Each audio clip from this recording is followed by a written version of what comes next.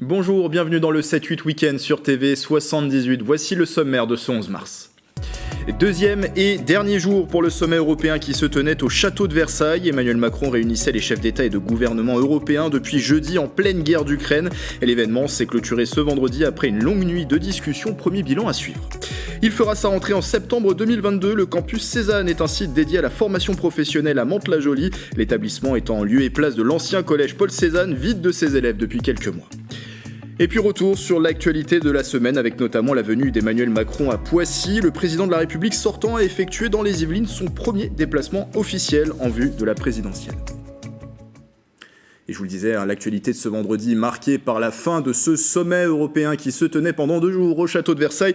Et nous retrouverons sur place dans un instant notre journaliste Mickaël Elmidoro pour un premier bilan. Un sommet, bien sûr, marqué par cette actualité et le conflit en Ukraine. Et dans cette actualité, le département des Yvelines a voté une aide ce vendredi, 200 000 € débloqués en faveur du peuple ukrainien. Cette somme est remise à l'ONG française pour soutenir l'envoi de convois humanitaires vers l'Est de l'Europe.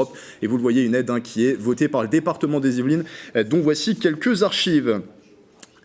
L'ouverture également d'une plateforme d'accueil des réfugiés ukrainiens dans le département. Le préfet des Yvelines, Jean-Jacques Brault, a missionné l'association Aurore pour ce faire. La plateforme est téléphonique dans un premier temps et réservée aux ressortissants ukrainiens présents dans les Yvelines, aux collectivités et associations. 3 missions: répondre aux interrogations des réfugiés sur le logement, le droit au séjour, les droits sociaux, la santé et la scolarisation.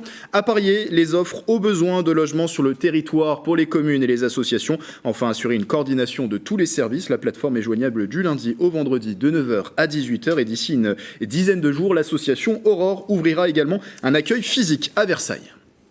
Et développer des cursus de formation professionnelle dans le nord du département, c'est l'objectif du campus Cézanne de Mantes-la-Jolie, installé dans les locaux de l'ancien collège du même nom. Le site commence à accueillir ses premiers élèves en vue d'une véritable rentrée qui aura lieu en septembre 2022, un partenariat entre la ville et le département, ainsi qu'avec la Chambre des métiers et de l'artisanat des Yvelines. Le reportage de Mélanie Poquier. Plus de 10 000 mètres carrés, bientôt 100% dédiés à la formation. Vide de ses élèves partis étudier dans le nouveau collège du Val-Fouré, l'établissement se tourne vers la formation professionnelle, principalement pour les décrocheurs scolaires, les bénéficiaires du RSA et les demandeurs d'emploi. Nous sommes tous convaincus que par l'éducation et par la formation, nous pourrons vaincre l'exclusion et le chômage de masse des jeunes issus des quartiers politiques de la ville. Il y a un devoir des institutions de proposer aux jeunes des solutions qui leur soient adaptées. Il y a différentes formes d'intelligence. Il y a des intelligences plus conceptuelles et des intelligences plus pratiques. Nous travaillons sur toutes ces intelligences. Un projet développé aussi grâce à un partenariat avec la Chambre des métiers et de l'artisanat des Yvelines pour développer une offre dans le nord du département. Une formation coiffure a débuté à la rentrée 2021. En septembre 2022, 4 autres secteurs vont être proposés. Nous avons à la Chambre de métiers de Versailles un CFA qui tourne déjà, 750 jeunes.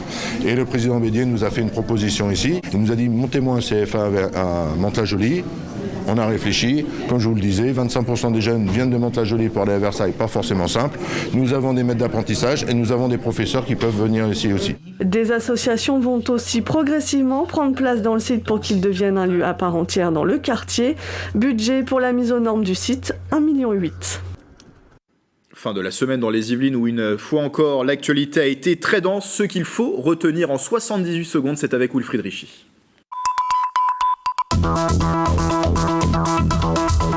L'actualité de cette semaine marquée par le premier rendez-vous de campagne présidentielle d'Emmanuel Macron, un déplacement à Poissy pour une rencontre avec 250 habitants devant un public acquis. Il a notamment évoqué suppression de la redevance audiovisuelle ou encore la création d'un chèque alimentaire face à une prochaine envolée des prix.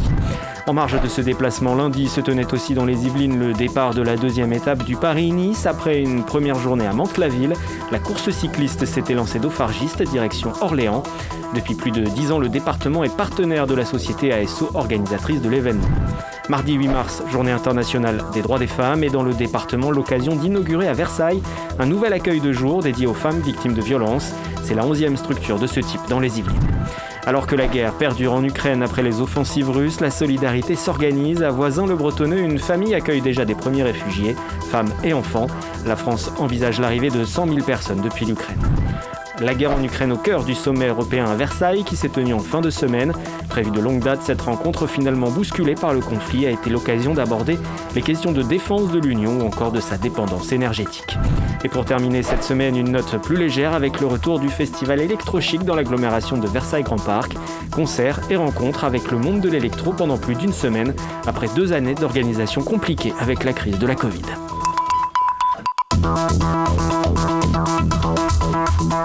Et vous l'avez vu, l'une des actualités de la semaine, c'est ce premier déplacement de la campagne présidentielle pour Emmanuel Macron, président de la République sortant, qui est venu donc à Poissy. C'était lundi dernier pour une conversation face à des habitants, une conversation qui a duré un peu plus d'1h30, 350 personnes dans cette salle du centre de diffusion artistique de Poissy. On va revenir sur ce premier déplacement de campagne avec mon invité Youssef Saker, qui est avec moi par visioconférence. Bonjour.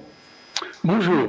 Vous êtes le directeur pédagogique de l'École supérieure des professions immobilières. Alors si on vous reçoit, c'est que vous étiez présent dans cette salle du centre de diffusion artistique et vous avez même pu poser une question à Emmanuel Macron. On va y revenir dans un instant. Déjà, comment s'est organisée cette participation? Comment vous vous êtes retrouvé à poser une question au président de la République?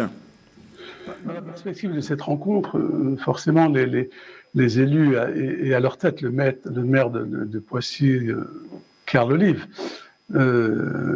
a sollicité les citoyens de Poissy pour les inviter à suggérer des questions. Et sur le panel des questions, un certain nombre semble avoir été sélectionné pour garantir à la fois une vision à 360 degrés des questions que peuvent se poser les Pissiaquais et faire en sorte, pour paraphraser Carl Olive, le maire de Poissy, que le questionnement dans sa diversité, y compris en termes de profil, soit révélateur de la diversité des interrogations, des états d'esprit, des attentes des Français à l'échelle du territoire. Et à ce titre, j'ai donc suggéré d'interroger le président de la République sur le sujet de l'éducation. Et bien justement, on va écouter la question que vous avez posée au président de la République. Je ne suis pas là en tant que militant, mais en tant que citoyen engagé, convaincu que la politique est un sujet trop sérieux pour en laisser le monopole aux partis, quel qu'il soit par ailleurs. Donc ma question porte sur l'éducation. Si nous voulons promouvoir et conforter l'apprentissage comme filière d'excellence et vecteur d'insertion professionnelle, l'école peut-elle encore exercer un monopole de fait dans la conception des programmes de formation? Dans le même ordre d'idées, si nous voulons continuer à décloisonner et à libérer toutes les énergies en faveur de l'éducation, comment promouvoir et impliquer davantage le monde de l'entreprise comme partenaire académique et pédagogique auprès de nos écoles, tous cycles confondus? Voici un extrait de cette question. Elle a été justement question d'éducation, d'apprentissage. Pourquoi vous avez voulu poser cette question-là au président de la République? Parce que l'éducation est un enjeu majeur. J'écoutais avec beaucoup d'intérêt, beaucoup d'attention l'intervention de M. Bédier au regard du projet que vous présentiez, qui doit ouvrir en septembre, ce nouveau campus. Il faisait allusion à l'éducation comme vecteur d'intégration, comme vecteur d'accélération en termes d'ascension citoyenne et sociale. Il faisait allusion à la pluralité des intelligences, auxquelles doit correspondre une pluralité, une diversité de réponses en termes d'offres de formation. Plus globalement, moi je pense qu'on est dans une économie globalisée de la connaissance avec de grands enjeux. Le président l'évoquait en disant qu'il s'agit non seulement de répondre aux questions qui se posent aujourd'hui, mais dans une logique de prospective, proposer des réponses qui soient encore en phase avec la France de 2030. Il est fondamental d'être dans l'anticipation. Donc l'éducation, c'est un enjeu majeur. La question qui était la mienne était motivée par le fait que, finalement, Emmanuel Macron, il y a de cela 5 ans, que nous a-t-il proposé? Il nous a proposé de nous libérer des clans, des partis, de décloisonner, de libérer les énergies, de changer de paradigme. Donc j'ai estimé que, pour rester dans la cohérence, il était fondamental d'appréhender l'enjeu de l'éducation avec cet état d'esprit, non pas en silo et de façon cloisonnée, mais en invitant autour de la table tous les acteurs, susceptibles de favoriser, de conforter cette ambition stratégique en termes d'éducation. L'école, certes, comme acteur institutionnel, légitime d'ailleurs, qu'il soit privé ou public, mais aussi l'entreprise. Parce que quel que soit un parcours de formation, il y a une finalité. Avant d'exercer en tant que journaliste, vous avez fait des études de journalisme, mais les études en question n'étaient pas une fin en soi. Il a été anticipé, on va dire, la nécessité que vous soyez légitime, que vous soyez crédible, et que vous puissiez mettre en cohérence les compétences dont vous pouvez vous prévaloir avec les demandes légitimes de votre employeur. Donc, et ça s'anticipe. N'attendons pas d'être à la fin d'un cursus pour constater, et parfois on est déçu, que les compétences pour lesquelles on a été préparé, finalement ne matchent pas ou ne correspondent pas assez avec l'entreprise, quelle soit. Donc c'est en amont, avant le premier coup de crayon, de mon point de vue, qu'il convient d'intégrer, de consulter, d'écouter la finalité de tout parcours académique et de formation, c'est-à-dire l'entreprise avec un grand E, tout secteur confondu, qu'elle soit publique ou privée. C'était la motivation de ma question. Et le préalable, quand je disais à M. le Président de la République, candidat, que je n'étais pas présent en tant que militant, mais en tant que citoyen engagé, c'est dire que l'on peut, on peut être engagé, on peut s'emparer de sujets politiques sans pour autant être encarté, sans pour autant faire partie d'un appareil, si j'ose dire. Et là aussi, ça rejoint l'esprit, l'ambition, la singularité présidentielle incarnée par Emmanuel Macron, qui par définition transcende toutes les parties pour épouser le parti ultime, celui des intérêts de notre pays. Alors sur l'éducation, plusieurs mesures, en tout cas, mesures de campagne annoncées, notamment celle de parler d'orientation un peu plus tôt aussi dans le cursus, parler d'orientation dès la 5e. Il a évoqué aussi la question du sport à l'école, mettre un peu plus de sport à l'école, 30 minutes de sport par jour, et sur l'apprentissage dont on parlait il y a un instant, poursuivre cet objectif, 1 million d'apprentis avec notamment la grande réforme du lycée professionnel, c'est ce qui a été évoqué, ou la question de la rémunération des jeunes. Vous parliez aussi de cette question que vous avez posée, non pas comme militant, mais plutôt comme citoyen. Sur la forme, il a été dit après cette rencontre que finalement les questions étaient très polies, parfois préparées, que la salle était acquise pour Emmanuel Macron. Qu'est-ce que vous avez envie de répondre à ces critiques qui ont émergé après cette rencontre avec les citoyens ? Merci de me poser la question, parce qu'elle offre l'opportunité, en tout cas, de rétablir, de mon point de vue, la réalité des faits. C'est quand même extraordinaire. On reproche à des citoyens qui accueillent notre président de la République, qui est au front, et sur tous les fronts, de l'accueillir avec des applaudissements. Ce n'est pas le candidat qui a été accueilli avec des applaudissements, c'est notre président, au front, depuis plusieurs semaines, pour veiller à notre sécurité collective et qui s'investit quasiment depuis 5 ans chaque jour pour mériter notre confiance. Et nous aurions dû l'accueillir avec des colibés. Le président mérite du respect. On peut être à la fois dans la critique, dans l'opposition, mais pour que celle-ci soit constructive, je pense que l'éthique fondamentale impose la courtoisie. Quelle que soit la légitimité du fond, si la forme n'y est pas, ça nous tire tous collectivement vers le bas, premièrement. Deuxièmement, vous faisiez allusion aux quelques 250 pissiaquiers présents. L'épiciaquier présent était représentatif de la diversité des 40 000 âmes qui ont le privilège de vivre dans la cité Saint-Louis. Et, sauf erreur, en 2017, on ne peut pas dire que Macron ait fait 100% à Poissy. Donc ne confondons pas courtoisie, éthique républicaine et, on va dire, fanatisme ou aveuglement ou forme de subjectivité acquise. Ça, c'est mon point de vue. Ensuite, je ne veux pas faire semblant d'être en désaccord si je suis en phase avec mon interlocuteur sur les fondamentaux. Ça n'empêche pas que nous ayons des divergences, mais dès lors que ce qui nous rassemble en termes de point de vue est plus important que ce qui est susceptible de nous diviser, on reste dans l'opposition sans être dans la rupture. On construit ensemble quelque chose. Voilà, je tenais à apporter ce bémol. Et enfin, très sincèrement, moi je pense que laisser entendre que, alors oui, j'ai plus de 10 ans, 11 ans d'expérience l'enseignement supérieur professionnalisant, humilité mise à part, j'estime être une référence en France, mais c'est me faire trop d'honneur que de considérer que la question que j'ai posée au président de la République était d'un niveau de complexité tel qu'il lui faille se préparer pendant 2 jours pour pouvoir y répondre. Soyons sérieux un tout petit instant. Pendant 5 ans, notre président de la République a démontré sa capacité à entrer dans le détail des sujets, et d'ailleurs, dès les premiers débats, en l'occurrence avec Marine Le Pen, n'est-ce pas, démonstration a été faite qu'il n'était pas dans l'approximation de la maîtrise des sujets et des enjeux, et depuis le premier jour de son mandat, il en a fait à chaque fois l'illustration.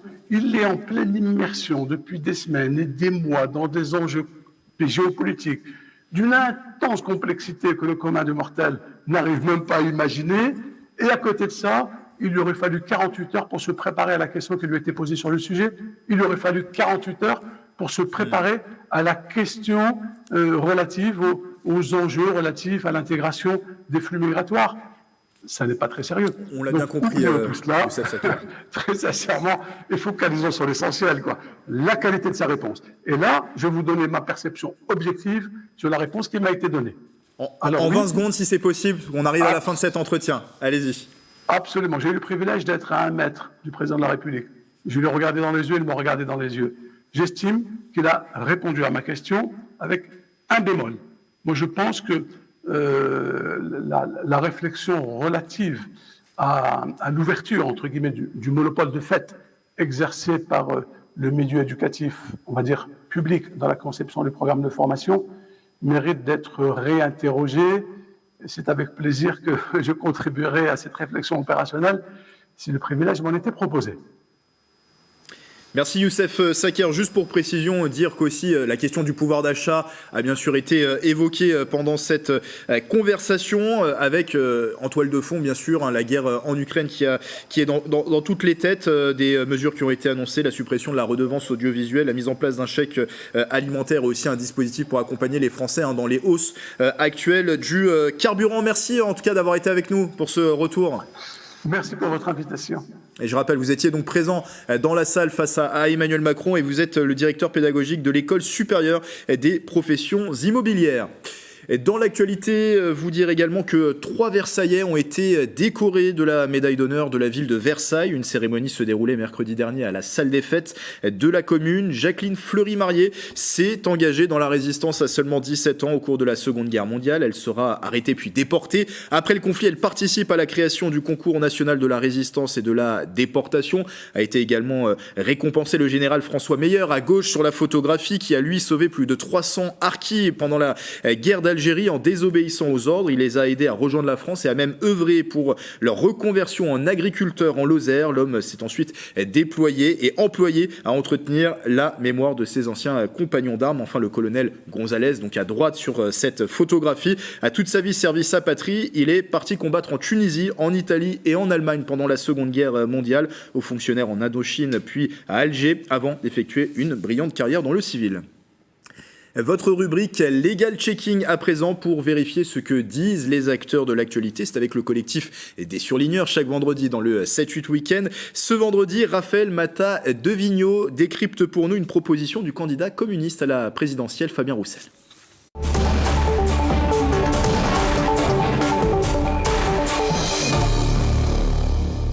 Fabien Roussel souhaite fermer les écoles privées hors contrat, car selon lui, on ne sait pas ce qui s'y passe, qui y enseigne, ce qui est enseigné, et parce que l'État n'aurait aucun moyen de contrôle sur elles. Autant d'affirmations juridiquement fausses. Que les contrôles sur ces écoles soient défaillants, c'est un fait, mais en droit, ils existent bien. Déjà, une école hors contrat ne peut ouvrir sans s'être déclarée 3 mois à l'avance, délai durant lequel le maire, le préfet, le recteur ou le procureur de la République peut s'y opposer. De plus, la déclaration doit obligatoirement comporter de nombreux détails, tant sur le personnel, comme par exemple le casier judiciaire, que sur le fonctionnement interne de cet établissement. Ensuite, le Code de l'éducation précise que si ces écoles sont libres dans le choix des méthodes et des programmes d'enseignement, elles doivent avant tout respecter l'obligation de la maîtrise du socle commun de compétences et de connaissances tel que déterminé par la loi. Enfin, le contrôle de ces classes est déjà prévu et est assuré par les inspecteurs de l'éducation nationale. Et en cas de non-respect des obligations légales, la fermeture de ces établissements peut être prononcée, ce qui est déjà le fait aujourd'hui. Par ailleurs, la fermeture pure et simple de ces établissements irait à l'encontre de la liberté de l'enseignement, consacrée tant par la Constitution que par la Convention européenne des droits de l'homme ou par la Charte des droits fondamentaux de l'Union européenne. Ainsi, la loi française prévoit que l'instruction obligatoire peut être donnée soit dans les établissements publics ou privés, soit dans les familles, par les parents ou par toute autre personne de leur choix. Par conséquent, l'État doit respecter le droit des familles de choisir un enseignement respectueux de leurs convictions, sous réserve évidemment de respecter l'ordre public. Au final, Fabien Roussel a le choix. Soit imposer un régime d'autorisation préalable et non plus une simple déclaration, renforçant ainsi le contrôle a priori sur les établissements, soit rendre le contrat obligatoire, imposant ainsi à l'État de prendre en charge le salaire des enseignants. Solution qui ne lui conviendra probablement pas.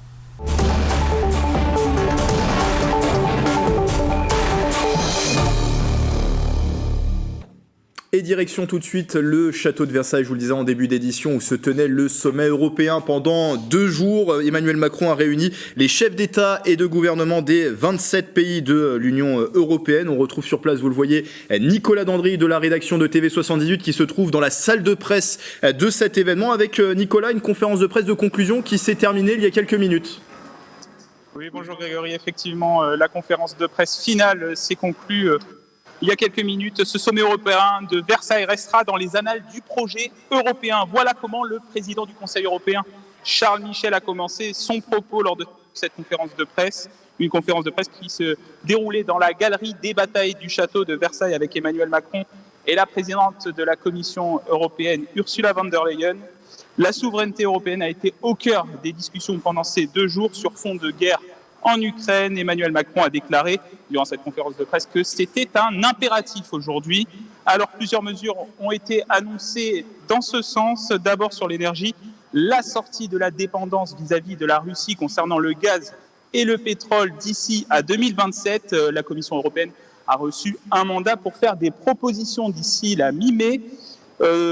D'ici 15 jours aussi, il faudra se doter de nouveaux mécanismes pour éviter et résister au choc des prix de l'énergie. Ça, c'est les mesures d'urgence qu'a évoqué le président de la République Emmanuel Macron. Il a été aussi question de la défense européenne. Et là, les 3 protagonistes dirigeants européens ont annoncé qu'il faudra faire des investissements stratégiques autour de l'industrie de la défense. Il a été aussi question d'accueil des réfugiés. 2 millions de réfugiés ukrainiens seront accueillis dans l'Union européenne et peut-être plus. Enfin, les 3 dirigeants européens ont aussi annoncé et confirmé que si la Russie intensifiait ses attaques, voire même assiégeait Kiev, eh bien, ils n'hésiteraient pas à imposer un 4e volet de sanctions à la Russie. Merci Nicolas Dandry depuis le sommet européen qui se tenait même au château de Versailles. L'événement s'est clôturé après 2 jours de discussions qui ont démarré ce jeudi. Merci à vous Nicolas et merci également à Mickaël Elmidoro qui vous accompagnait pour les moyens techniques. D'ailleurs, sur ce sujet, retrouvez tous nos reportages, toutes nos interviews à propos de ce sommet européen de Versailles dans l'édition spéciale d'hier jeudi sur TV78 et aussi sur nos différents réseaux sociaux. Avant de refermer cette émission, les agendas du week-end.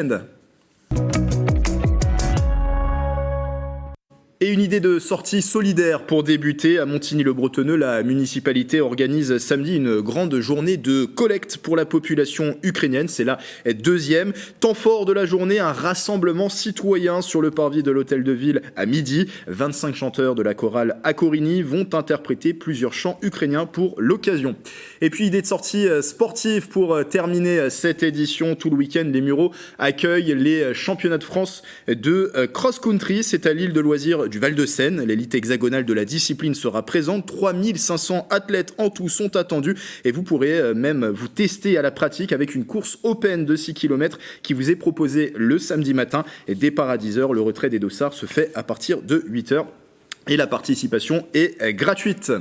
Voilà, c'est la fin de ce 7-8 week-end. Merci de nous avoir suivis. L'information locale qui revient lundi en direct et ce à partir de 18h. D'ici là, passez un excellent week-end sur TV78.